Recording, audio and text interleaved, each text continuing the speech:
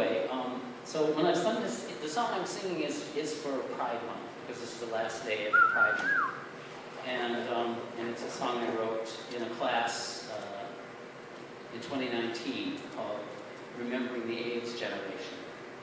And sometimes I talk about the years of working at the Biomedical Library with Dr. Graham coming in practically every day, looking for something else that might help him save his patients.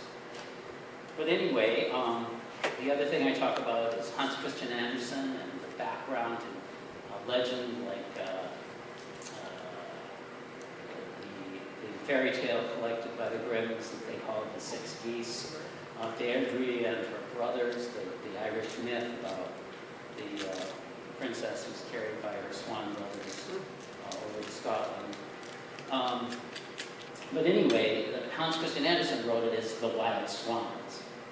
And I'm going to read to you from a webpage that I put up years ago about this book and the author, Peg Kerr, who's a local Twin Cities writer. And this book is The Wild Swans, and it was published about 22 years ago or something like that. And I'll start with a comment from Pamela Dean, who is also a local writer and wrote a well-known book called Tam Lin, which is set at Carleton College under a slightly different name. Before the end, the homely and poetic detail, the lovingly drawn characters, the enormous tension created by the weaving together of two times make it impossible to stop. As you sit there dripping tears on the last pages, all you can really think is that love sometimes does not falter, and that when it does, sometimes it will pick itself up and try again. Two struggles, two curses, two tales, one truth. When Peg Kerr decided to write a novel based upon her favorite fairy tale, The Wild Swans, she found that she wanted to write two stories, one set in the 17th century and one in New York City in 1981. What did her two visions have in common? How could they be the same book? Then a bus passed her with a sign. Silence equals death. Suddenly the stories fit together. In case it's not clear, this is a retelling of Hans Christian Andersen's The Wild Swans in two historical settings, 17th century New England and New York City in 1981, under the laughter. The two narratives are braided together with the unrepeated original story by Andersen, with all of its mythic and fairy tale echoes to form something greater than any of the three alone. The varied and changing repetition of the story elements brings an incantory power to particularly the more or less present-day story that resonates tragically in both dreams and nightmares, as well as in the newspapers and electoral politics of our everyday lives in 21st century America.